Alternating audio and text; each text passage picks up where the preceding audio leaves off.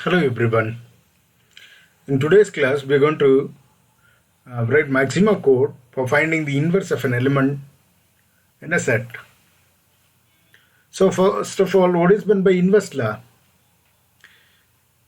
If every element in a set G satisfies this condition, that is A star A inverse equal to A inverse star A is equal to identity of that set, then we say inverse law holds in G. So what is the inverse of an element A? Inverse of an element A is said to be A inverse provided if A star A inverse equal to E, which is same as A inverse star A. Then we say A inverse is the inverse of A. Remember, E is the identity of set G. Now, let's see some examples. First, the given set is Z phi. Z phi is the given set under the binary operation addition modulo phi. So what are the elements of Z phi? 0, 1, 2, 3, 4. Let's construct a Callis table. As usual, our binary operation is addition modulo phi, and we have written all the elements of the Z phi in the first row, that is topmost row, in the leftmost column. Remember, these are row headings and these are column headings. Now, what is the identity element of Z phi? We know that it is 0. 0 is the additive identity of Z phi. So, we have to see that if you want to say inverse of A is A inverse, A star A inverse must be equal to identity. What is your star here? Addition modulo phi. That means it has to satisfy A addition modulo phi A inverse is same as A inverse addition modulo phi A is equal to 0 for all A belongs to Z phi.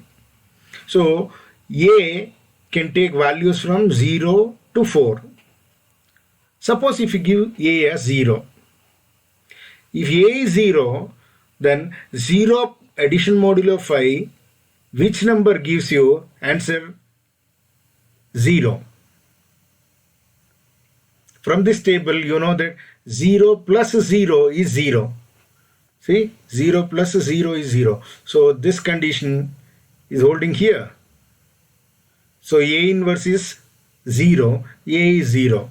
So 0 plus 0 is 0, which is an identity element. So what is the additive inverse of 0? 0. Now similarly, 1 plus which number gives you identity element 0? See here from the table, 1 plus 4 is giving you 0. 1 plus 4 is giving you 0. Is that right? 1 plus 4 is giving you 0. So if this is A plus A inverse equal to 0. So what is the additive inverse of 1? 4 in this case. Similarly, 4 plus 1 is also 0. 4 plus 1 is 0 here. That is A inverse plus A is also 0. So what is the additive inverse of 1? 4. Similarly, what is the additive inverse of 2? 2 plus which number gives you identity element? 0. 2 plus 3 from the table. 2 plus 3. See here. 2 plus 3 is 0. So 2 plus 3 is 0 means additive inverse of 2 is 3. Similarly, 3 plus 2 is 0. Now what is the additive inverse of 3? 3 plus which number gives you additive identity is 0? 2. 3 plus 2 is 0. Similarly, additive inverse of 4, 1. 4 plus 1 is 0. So 4 plus 1 is 0. So how you are going to identify the inverse of any elements from this table? It's very simple. For these rows, the inverse will be columns. How? See the identity elements. Here it is. Here it is. Here it is. Here it is. Here it is. So this is the identity element. So inverse of this row heading is this column. Here this is the identity element. So inverse of this row heading is this column heading. What is the identity element in this row? Here. So inverse of this row heading is this column heading. Here it is. Inverse of this row heading is this column heading. Similarly, here identity element is there. So inverse of this is this. Right? Row inverse of row heading is column heading. Inverse of column heading will be row heading. So just you need to see where the identity elements are there in the table, except the first column and topmost row. Depending on that, the corresponding row heading and column heading are the inverses. So that is how you have to find the inverse of every element if it exists. So since inverse of every element is existing in this set, therefore inverse law is satisfied. So let's write a maxima code. Remember, for solving this, first you should know the identity element, then you have to apply this inverse law. Okay, let's see. As usual, we'll start with kill all. Now call the elements of the set, that is elements of Z5, and store it in Z 0, 1, 2, 3, 4. So you are using flower bracket, that indicates it's a set. And what is your binary operation? Addition modulo 5. Let's store that one in BO. BO of x comma y. It's a function.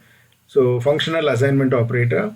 Colon with equal sign. Mod of x plus y with phi. And as usual, we are finding the identity element. Let's say E is unknown, some unknown x. Then as usual, as we discussed in the earlier program, how to find the identity element. For I in Z do, we are giving all the values of Z to I, one at a time. And let's call a temporary variable flag, which is assigned with value 1. And for J in Z do, that is J will take all the values in Z. As I told you, I is row heading and J is column heading. Right? J is column heading. Then if you know the identity law, what it says? Identity law says A star E must be equal to A. And similarly, E star A must be equal to A. Here, if binary operation between I and J is not equal to J, that means we are seeing A star E or E star A is not equal to A and A star E is not equal to A. This condition. You know that if these conditions are not satisfied, then identity law fails. That means this is not an identity element. That is what we are writing. If BO of I comma J is not equal to J and BO of J comma I is not equal to J, then replace flag with value 0. That is, 1 means true, it is an identity element. 0 means it is not an identity element. Whichever the value of I and J which satisfies this condition, for such I, this flag will become 0. Now, if flag is 1, that value is the identity element. So E will be replaced by that element if it exists. This will run for all the values as I explained in the previous program. Now stop this loop. If there exists no such value, then E will be X only. So now no identity exists.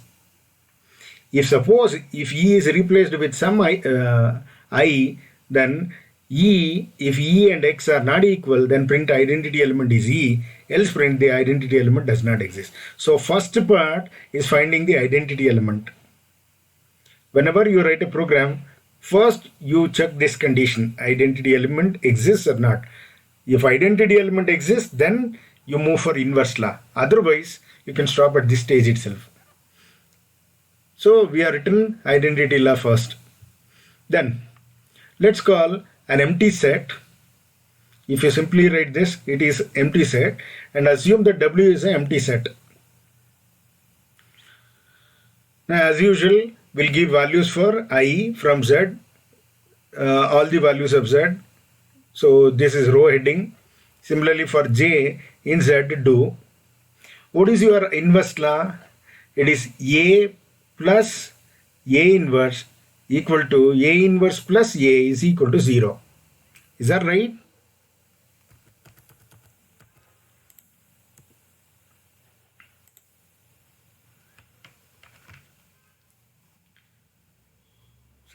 ಸರಿಲಿ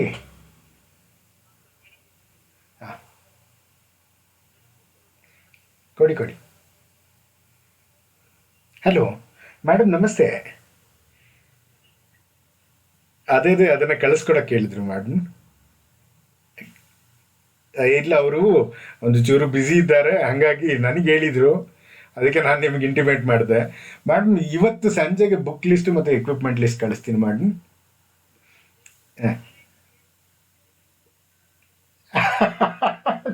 Sure, madam. Sure, sure, madam. Thank you, thank you, thank you.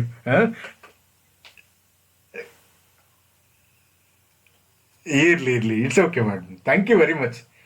Okay, okay, okay, okay, madam.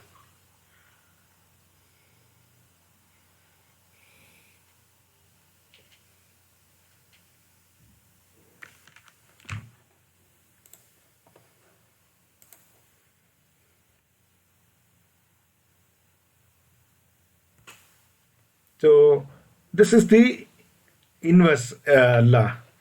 So let's write down that one. How? Binary operation of, as I said, this is your row and this is your row heading and this is your column heading. So BO of I comma j, that means BO of I comma j, that means modulus of I plus j with phi, that is A plus A inverse. That is how it works. A plus A inverse equal to identity, or BO of j comma I. A inverse plus A is equal to E. So your j is A inverse and I is A. If their binary operation is equal to E, then print, if this condition is satisfied, then print inverse of this I is j. And join, adjoin, you know the command adjoin. Adjoin, that is, it will add up. So adjoin this I with the set W. Then for this loop, close the parenthesis. For this loop, close the parenthesis and stop. Let's take an example. See, suppose I takes the first value 0. So your row heading is 0. Your row heading is what? 0. Right? Now I'll execute all 5 of this by giving value for j. So I is 0. Now j will start from 0, 1, 2, 3, 4. It goes. Once after completion of this, I will move to next value and j takes all 5 values and this row will come. Next, this value will be given for I. J will take all the values like this. This is how the loop will run. Now, let's give the value for I. I will take 0. J will also take 0. Then BO of 0 comma 0, that is 0 plus 0. What is 0 plus 0? It is equal to 0 only. And BO of 0 plus 0 is 0 only. This is true. Therefore, this will print inverse of 0 is 0. Then it comes here. Your W will be replaced by 0 added with W. What was your W? Empty set. Now your 0 will be added in that set. That means 0 will be union with this set. So your W will become set 0. Then I will remain same. J comes for 1. J will take 1. Binary operation of 0 comma 1. That is, what is your binary operation of 0 comma 1 from this? 0 plus 1 modulo 5. 0 plus 1 is 1, which is not equal to 0. This fails.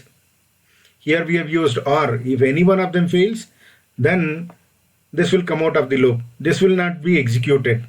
If this is true, then only this will be executed. But binary operation of 0 comma 1 is not equal to 0. Therefore, this comes over here again. Then this will not be printed. This comes here. J will take next value. What is that? 2. Binary operation of 0 comma 2 is not equal to 0. So this will not be executed. Then it comes for here. J will be taking 3. I will remain 0. J will be taking 3. This is binary operation of 0, 3, that is 0 plus 3 is not equal to 0. Therefore, this will not be executed. It comes over here. Next, J will take 4. Binary operation of 0, 4 is what? It is 4. But here your answer should be 0. So this is not true. Therefore, this will not be executed. And J has taken all the values from 0 to 4. So this will come here. Then it comes for here. Now I will switch over. I will be shifting from 0 to 1. So now I is 1. J takes all the value. J will be initially 0. J takes 0. So 1, 0. What is the binary operation of 1, 0? It is 1. That is not equal to 0. So this is not printed. Now binary operation of 1, J will be now 1. What is the binary operation of 1 plus 1? It is 2. It is not equal to 0. So this will come out. Then J will be 2. 1, 2. What is the binary operation of 1, 2? It is 3. It is not equal to 0. So this is not printed. Now J will take 3. What is the binary operation of 1, 3? BO of 1, 3 is 1 plus 3, which is 4, not equal to 0. Therefore, this will not be executed. Next, J takes 4. So, BO of 1, 4. What is binary operation of 1, 4? 1 plus 4 is 4. 1 plus 4 is 5. So, modulo of 5 means it becomes a 0. So, binary operation of 1, 4 is 0. Similarly, BO of 4, 1 is 0. Therefore, print inverse of I. What is your I now? 1 is J. What is your J now? 4. Inverse of 1 is 4 will be printed, and W will be replaced by adjoint of, what is your I value? 1. What is your I value? 1 with W. What is your W? Remember, W has stored 0. So now 1 is adding with union with this set. So 0, 1 will be stored in W, and it comes out. Because J has already taken all the 5 values. Now I will be switching to 2, and J will be taking all the values. This is how it goes on, runs the loop. And after taking all the values of Z in I, the loop will stop. Now remember, if you want to verify the inverse law, you should note that all the inverse elements should also be in the same set. So inverses of 0, 1, 2, 3, 4 must be in the same set Z5. So if there are 5 elements, there exist 5 different inverses, and all of them must be in this set. That is possible only if this Z5, that is Z5 is same as the set of all inverses. Because here we are having 5 elements, and 5 inverse must also be from this set, means these 5 element only comes in the inverse set. So your W is storing all the inverse values, so elements which are having inverses, and all of them will be coming in W. Now inverse law will hold if the Z5 and W are one and the same. That is verified using the command set equal predicate. If set equal predicate of ZW, that means it will predict whether your Z and W are one and the same or not. If this is true, here then is missing. If set equal predicate of Z, W, then print inverse law is satisfied. Else print inverse law is not satisfied. Close the parenthesis. This is how you have to verify the inverse law. I had given one more example under multiplication modulo 12. As usual, you write the elements of the table, set in the topmost row of the table in the leftmost column, and also the binary operation. Multiply them and with modulo 12. And remember, here this row is same as the topmost row. Therefore, this row heading is the identity element. And what is the inverse law? A star. What is your star here? Multiplication modulo 12 into A inverse. should be equal to, sorry, this is 1, not 0. This should be 1. Identity element is 1. So now you can give value for A. How many values? 4 values. So I had given value for A. A into which number gives you 1? A into A inverse equal to 1. Similarly, A into A inverse equal to 1. A into A inverse equal to 1. A into A inverse equal to 1. Now from this table, as I told you, the inverses of row heading will be column headings. See where you are getting 1. Here, here, here, here. So corresponding row heading and column heading are the inverses. Inverse of 1 is 1. Inverse of 5 is 5. Inverse of 7 is 7. Inverse of 11 is 11. So they are self-inverses. Self-inverses. So inverse of 1, 5, 7, 11 are 1, 5, 7, 11 only. So the inverse set and the given set are one and the same. Therefore, inverse law holds good. As usual, write the maxima program just by changing the set and the modular number with binary operation. You'll get the answer. Right? I'd given one more example. Z6 under multiplication modulo 6. See here, which row is same as topmost row? This row is same as topmost row.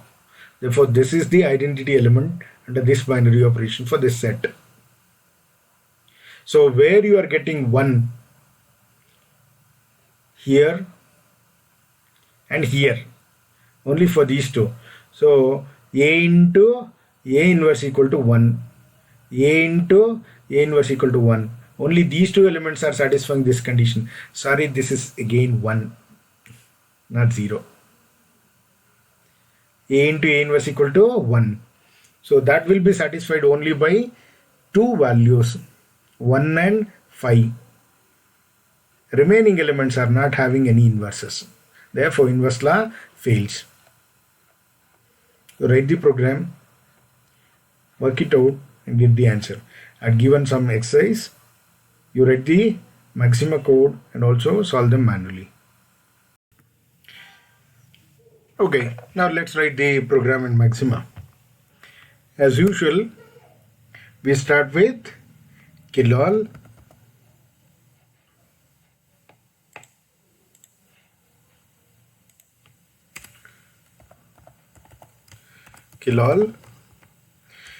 and we first find the identity element. So what is the set that they are given? Z5. So let's assign it to Z 0, 1, 2, 3, 4. I don't want to display this, so let me put a dollar sign. Then what is the next condition? We have to see the binary operation. What was the binary operation? So it's a function, so functional assignment operator colon with equal sign, and it is modulo. What is modulo of x plus 5? Sorry, x plus y with 5. I don't know how to display this, so I'll put a dollar sign. And I'll assign some unknown value, unknown x to e. Now, let's find out the identity element. As usual, we have to give a loop for I in Z. Do then I'll take one temporary variable, say flag. I'll assume that it is true. I have to put a comma because it's a continuation within the loop, and I'll give column heading that is for J in Z. Do what it has to do. If BO, that is binary operation of I and J, is not equal to J, that is E star A is not equal to A, and A star E is not equal to A, then we'll write flag as 0. Our flag is replaced by 0, right?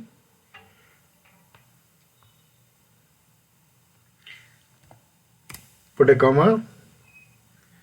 If flag is 1, don't use colon, you are not assigning, you're verifying. If flag is 1, then E will be stored with I, and end of the loop.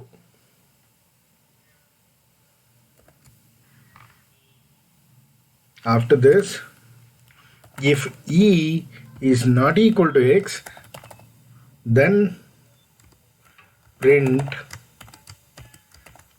the identity element is E is equal to, will write the E value. If not, else print the identity element does not exist. So while verifying the inverse law, first you write down the identity law and execute it. That makes very easy to debug if there are any mistakes. So I'll execute this using Shift Enter. Yes, we got the identity element. Now let's continue writing the program. I'll click at the end. Just you give a enter, that comes to the next line. Now we'll write the continued program, that is for finding the inverse element of each element. Now let's do that one. How? I'll take empty set W. Is that right? And given empty set, then you have to write the loop. What is that? For I in Z do what it has to do. For J in Z do column heading, right? What you have to find? You have to find. If you want, you can give a loop, otherwise you can skip this. No objection for this. If binary operation of I and J, that is A and A inverse, is equal to identity element, or binary operation of J and I is equal to identity element, then you have to print. I'll put a loop for this. Print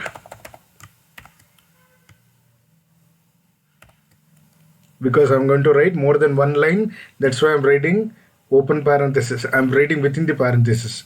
Print the inverse of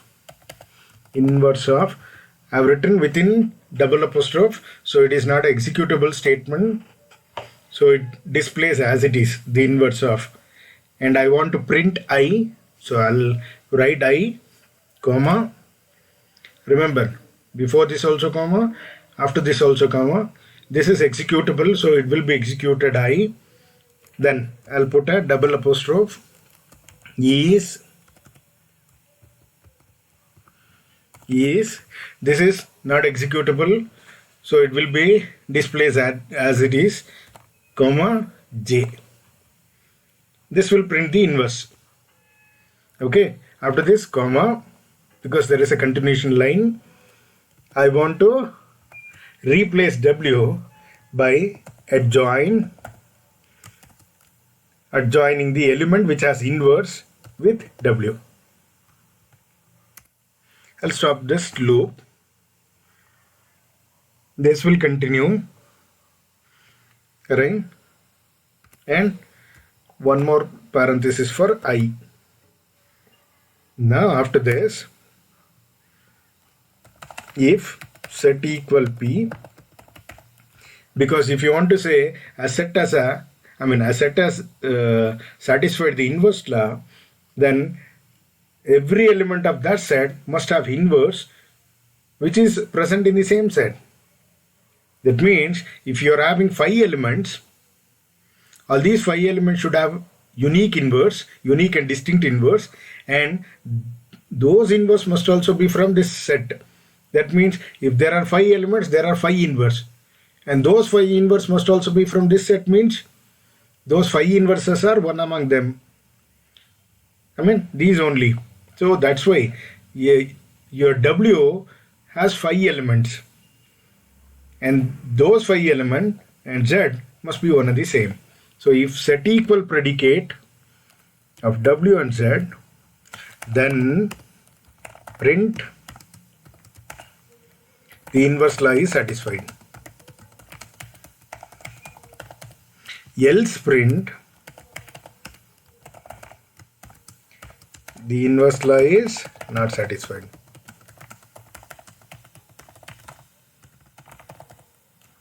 Put a $sign and check it. Yes, the inverse of 0 is 0. Inverse of 1 is 4, because 1 plus 4 is 0. 2 plus 3 is 0. 3 plus 2 is 0. 4 plus 1 is 0 under modulo 5. Therefore, inverse law is satisfied. This is how you have to write the program for finding the inverse of each element of a set and verifying the inverse law. Let's write one more. Let's see by giving different set. I'll copy down this one and I'll replace this set. What is the next example which we have discussed? It is G, which consists of elements 1, 5, 7, 11. Under the binary operation multiplication, modulo 12. I'll replace these two. Remaining thing is same, right? Let's see whether it is going to work or not. Yes, the inverse of 1 is 1, inverse of 5 is 5, inverse of 7 is 7, inverse of 11 is 11. Every element is having inverse and those inverse are present in the same set. Therefore, inverse law is satisfied. These are self-inverse. These are self-inverse elements. Now let's write one more problem. What is your G in the next set? It is Z6. Is that right? Yes. What are the elements? 0, 1, 2, 3, 4, 5. What is your binary operation? It is multiplication modulo 6. Right? Let's see. What is the identity element? 1. But only 2 elements are having inverses and remaining doesn't have any inverse under this binary operation. See, the identity element is 1 and only for these two are, inverse is existing, therefore inverse law is not satisfied. This is how you can write a Maxima program to test the set whether it is satisfying inverse law or not. Thank you.